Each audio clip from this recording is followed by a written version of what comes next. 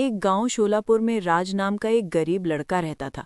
राज इतना गरीब था कि उसे 2 वक्त के खाने की रोटी भी नहीं मिल पाती थी, इसलिए वो अक्सर परेशान रहता था। एक दिन राज अकेले गांव के बाहर नदी के किनारे टहल रहा होता है। क्या भगवान मुझे पैदा ही क्यों किया? अगर पैदा करना था तो गरीब क्यों बनाया? ऐसे जीने से तो मर जाना ही अच्छा है। ऐसा कहकर राज आत्महत्या करने के इरादे से नदी में कूदने लगता है, लेकिन तभी वहां पेड़ पर बैठी एक चुड़ैल उसे देख लेती है। अरे ये क्या? यह आदमी तो लग रहा है आत्महत्या करने जा रहा है। इससे पहले ये कुछ करे मुझे इसे रोकना होगा। ऐसा कहकर चुड़ैल राज के पास जाती है और जैसे ही राज नदी में कूदने लगता है, चुड़ैल राज का हाथ पकड़ लेती है और बोलती है, ए लड़के, ये क्या करने जा रहा है? नदी में क्यों कूद रहा है?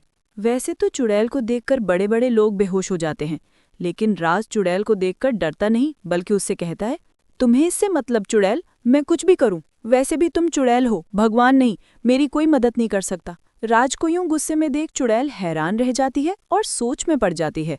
अरे वाह, ये लड़का तो बहुत बहादुर है, मुझे देखकर डरा तक नहीं। नहीं तो मुझे देखकर अच्छे अच्छे लोग बेहोश हो जाते हैं। मुझे इसका फायदा उठाना चाहिए।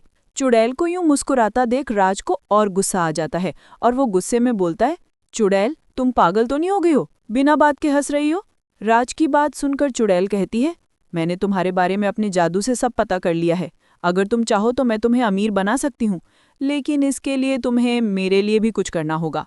अगर मंजूर है तो बोलो। चुड़ैल की बात सुनकर राज कुछ सोच में पड़ जाता है, लेकिन कोई और रास्ता न देख वो मन ही मन चुड़ैल का साथ देने का इरादा बना लेता है। राज की बात सुनकर चुड़ैल खुश हो जाती है और अपने पास से एक सोने की चक्की निकालकर बोलती है, तेरी ये बात मुझे बहुत ही अच्छी लगी। तू बहुत ही समझदार है। बस ये चक्की तुझे रोज रात को गांव आने जाने वाले रास्ते पर रखनी है, बाकी का काम मैं खुद समझ लूंगी। चुड़ैल की बात सुनकर राज हैरान हो जाता है और हंसते हुए कहता है, बस क्या इतनी सी बात है? ये तो मैं कभी भी कर सकता हूँ। मुझे तो तुम बहुत ही भोली लगती हो चुड़ैल जी। लेकिन मुझे क्या, आप जैसा बोलो मैं वैसा करूंगा। बदले में मुझे पैसे देते रहना बस। इस तरह राज चुड़ैल की बात मान जाता है और बदले में चुड़ैल राज को उस दिन सोने का एक सिक्का देती है। सिक्का देखकर राज खुश हो जाता है और खुशी खुशी गांव के बाहर उस सोने की चक्की को रखकर चला जाता है। लेकिन राज को नहीं पता था कि उस चक्की की वजह से गांव में क्या नई मुसीबत आने वाली है और गांव वाले कैसे परेशान होने वाले हैं। उसी रात रामदीन नाम का एक गरीब गांव वाला वहां से गुजरता है और सोने की चक्की देखकर रुक जाता है। अरे ये क्या, सोने की चक्की, वो भी गांव आने जाने के रास्ते में? लगता है कोई इसे यहाँ गिरा गया है। पहले तो रामदीन उस सोने की चक्की को वहीं पर छोड़कर आगे बढ़ने के बारे में सोचता है, लेकिन तभी उसे अपनी गरीबी का ख्याल आता है। अरे मुझे क्या करना है, किसी की भी चक्की हो, मुझे तो यहाँ पड़ी मिली है ना। ऐसा करता हूँ, इसे ले चलता हूँ, कल सुनार को भेजकर पैसे ले लूंगा। ऐसा कहकर रामदीन उस सोने की चक्की को उठा लेता है। लेकिन जैसे ही रामदीन उस चक्की को उठाता है, उसमें से एक जिन निकलता है और हंसते हुए रामदीन से कहता है, रामदीन, तू फंस गया रे हमारे जाल में। अब तेरी मौत पक्की है। तुझे लालच नहीं करना चाहिए था। अब मैं तुझे अपनी मालकिन के पास लेकर जाऊंगा। ऐसा कहकर जिन रामदीन को पकड़ लेता है और चुड़ैल के पास ले जाता है।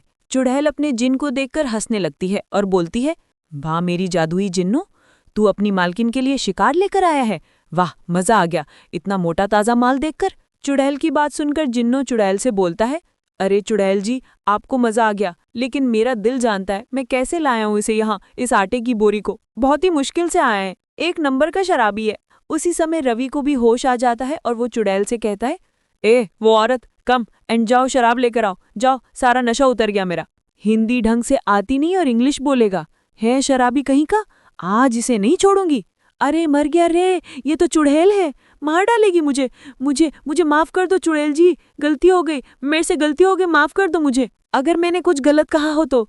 तूने गलत नहीं मूर्ख, बहुत गलत बोला है और तुझे इसकी सजा जरूर मिलेगी। जिन्नू की बात पूरी होते ही चुड़ैल रवि को मार डालती है और उसे खा लेती है। अगली सुबह उसकी लाश फिर से गांव वालों को मिलती है। लाश को देखकर सनी बोलता है, गांव वालों, रवि भैया की हालत देखकर हमें तो यकीन हो गया कि ये सब किसी न किसी चुड़ैल का काम है, वही लोगों को इस तरह से मारती है। लेकिन भैया, अगर वो सचमुच चुड़ैल है तो हम उसका मुकाबला कैसे करेंगे? वो तो बहुत ही शक्तिशाली होती है। वो कोई भी चुड़ैल या शैतान हो, हम अपने प्यारे गांव को बचाने के लिए उससे जरूर लड़ेंगे और जीतेंगे। उसके बाद गांव वाले रवि का अंतिम संस्कार कर देते हैं और अपने अपने घर चले जाते हैं। रात में सोनू और सनी जंगल के रास्ते गांव में आ रहे होते हैं।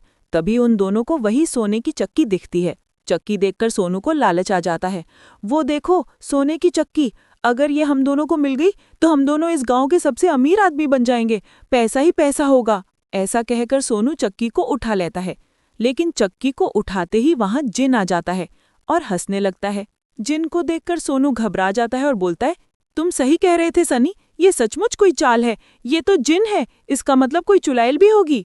तुम सही कह रहे हो सुनो, चुड़ैल भी यहाँ है और वही मेरी प्यारी मालकिन है। उसी समय चुड़ैल भी वहां आ जाती है और उन दोनों की ओर देखते हुए बोलती है, आज तो दो दो शिकार हैं, एक को आज खाऊंगी और एक को कल।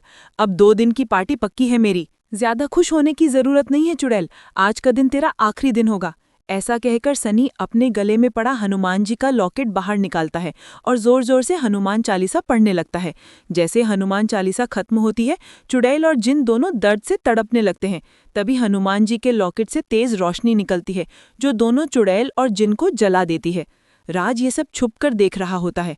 बाप रे बाप, तो चुड़ैल मुझसे ये सब इन लोगों को मरवाने के लिए कर रही थी। हे भगवान, मुझे माफ करना, बच गया मैं तो।